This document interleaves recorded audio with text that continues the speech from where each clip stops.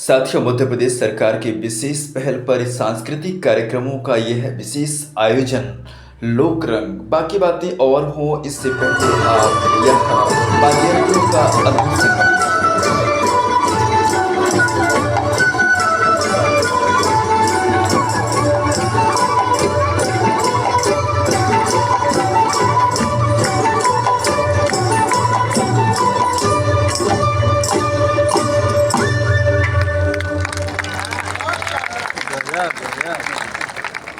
साथियों, परिचय के रूप में मेरा नाम अंकुल है और जब भी मैं किसी नई जगह पे या किसी नए व्यक्ति से बात करता हूँ तो उसके अंदर के रहस्य को जानने की मेरी जो इच्छा है, जो मेरा कौतूहल है, वह मेरा पीछा कभी नहीं छोड़ता।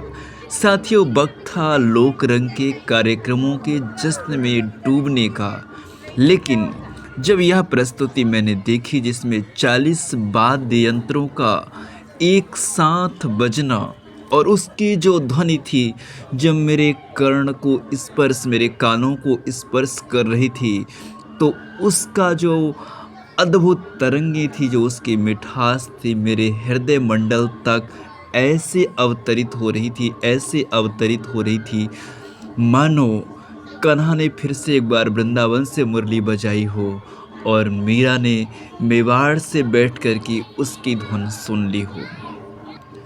जानने की इच्छा हुई कि ये वाद्य यंत्र जो बिना किसी इलेक्ट्रॉनिक सपोर्ट के, बिना किसी आर्टिफिशियल इंटेलिजेंस के, वह इतनी मधुर, इतनी सुरीली ध्वनि कैसे निकाल सकते हैं।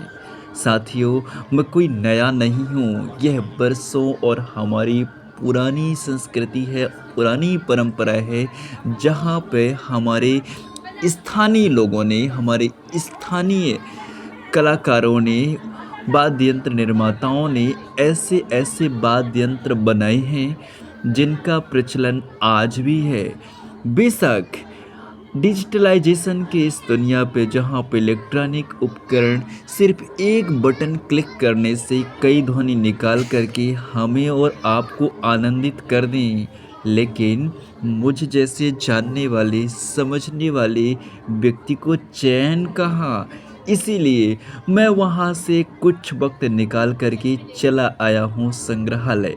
साथियों, मेरे सामने ये जो दृश्य है, मेरे अंदर की खुशी को मैं रोक नहीं सकता, लेकिन शब्द ही है मेरे पास और कोई तो माध्यम है नहीं। मैंने कुछ क्लिप भी ली। साथियों, हर प्रकार के वाद्य यंत्र और ये भारतीय शैली पे बने हुए हैं।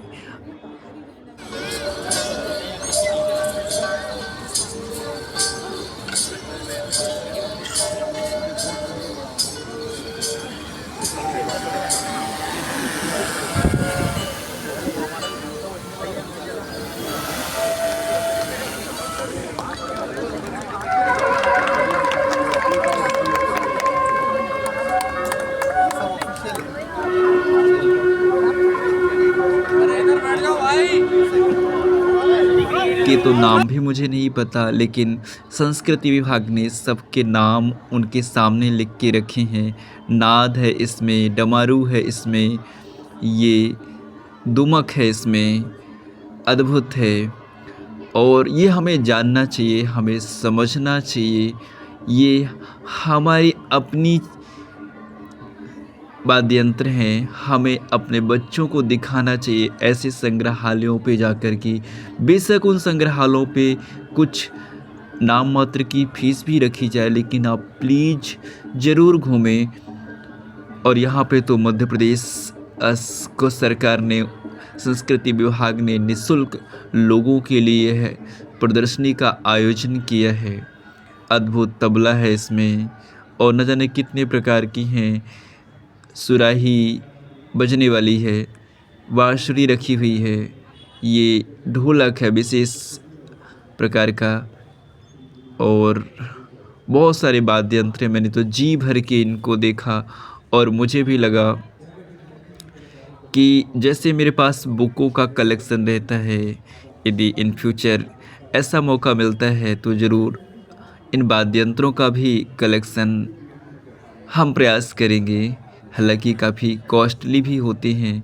इधर आप देख सकते हैं बहुत सारे वाद्य यंत्र हैं, बहुत सारे हैं। मैंने ढोलक की कई प्रकार की यहाँ पे अ, उसके अलग-अलग प्रकार से देखे हैं। यहाँ पे और भी चीज़ें हैं और अद्भुत है ये।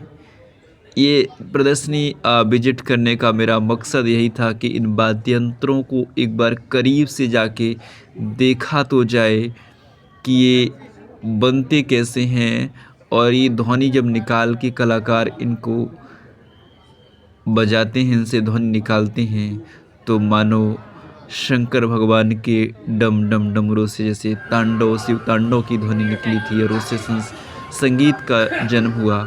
हमारी जो 4 वेद हैं हमारे वैदिक परंपरा में, जिसमें ऋग्वेद है, सामवेद है, अथर्ववेद है और यजुर्वेद है।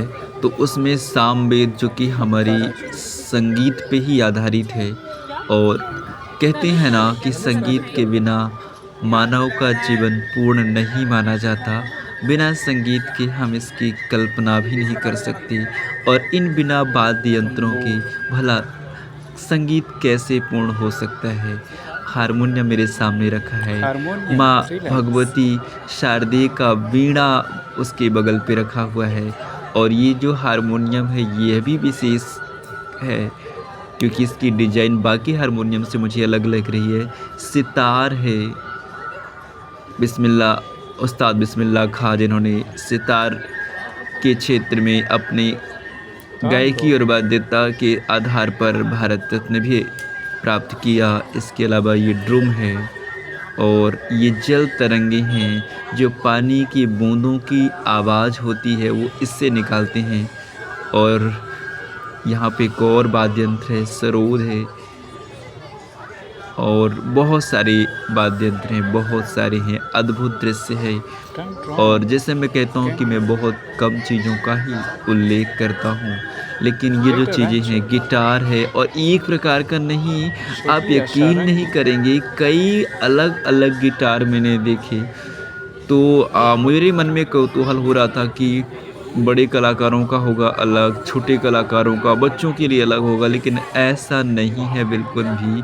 यहाँ पर गिटार की ही अलग अलग उसके ही अलग अलग प्रकार हैं।